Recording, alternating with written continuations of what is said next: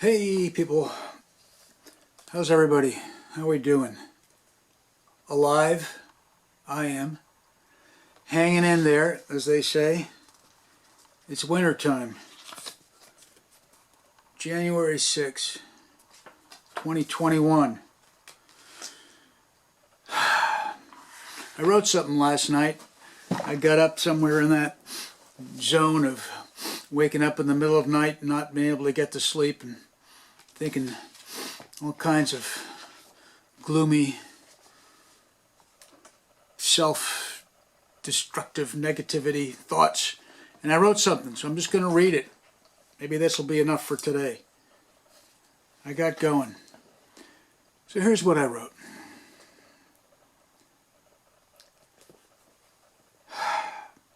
The struggle of humanity, us, to emerge through this transition with dignity and an unbreakable bond with life, liberty, and the pursuit of happiness,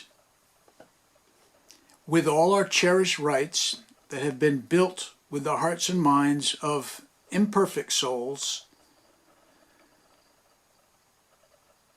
the ability to emerge through this transition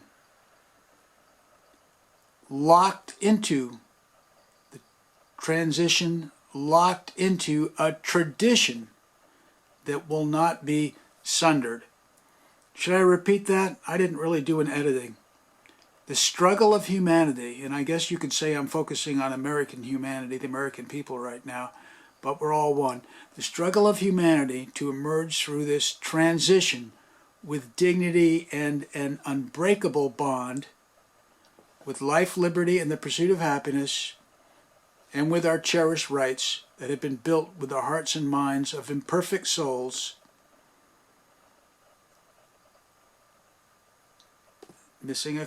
locked into a tradition that will not be sundered. When I say sundered, a nice big impressive word, will not be broken, right? This is a challenge. This is a challenge that we must meet and we must succeed, and it is deeply threatened right now. What is being threatened are that tradition, that bond of the Bill of Rights, our own vision of what we are as a country, life, liberty, and the pursuit of happiness. I say it's deeply threatened right now. It is threatened by the forces of fear. It is threatened by those who deny our historical pilgrimage and would deny history itself. It is threatened by those who refuse to acknowledge that someone of a different opinion may hold of as much of the truth as we do.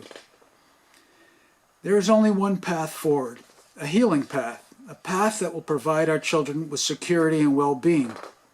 We must come to a deep understanding, a full grasp of our biological connection to all life on this planet.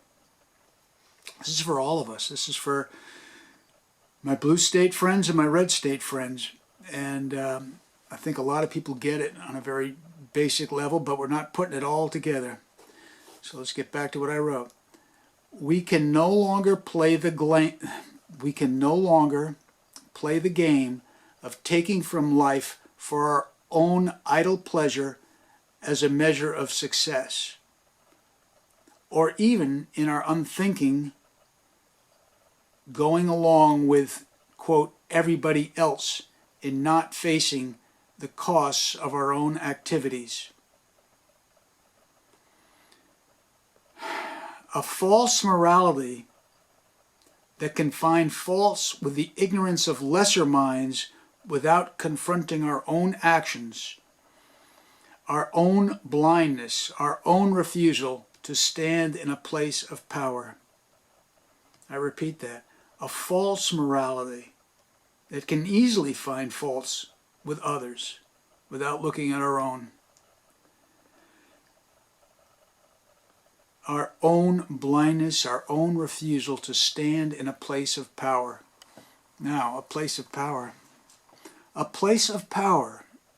Is that the whole key to our dilemma?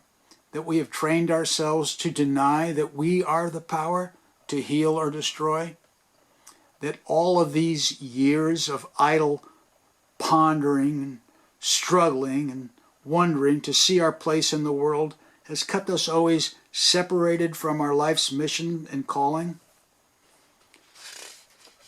What if ours, mine own life, your own life, is the center point, is the nexus, the meeting point, the celebration of getting it done? Period. Power. Period. The politics of pointing fingers is not a path of truth or success. I'm going to repeat that. The politics, which is all the world is about right now and here in the USA, of pointing fingers is not a path of truth or success. You and I are not separated. We are all in the same boat. And we are ready to paddle this vessel forward with the simple steps that life reveals to us every day. This age of plastic and prolific waste is over. It's over, people. 2021, that age is over. We must and can walk on this earth as it were our deeply loved home. In a world without enemies. I didn't say that as potentially as eloquently as I should have. This age of plastic and prolific waste is over. We must and can walk on this earth as it were our deeply loved home. In a world without enemies. In a world whose children, in a world where children can find at an early age their own power, and watch as our steps reveal this new earth that has so patiently, through the ages, put up with our human journey, this journey of humanity. All right, that's what I wrote it, middle of the night.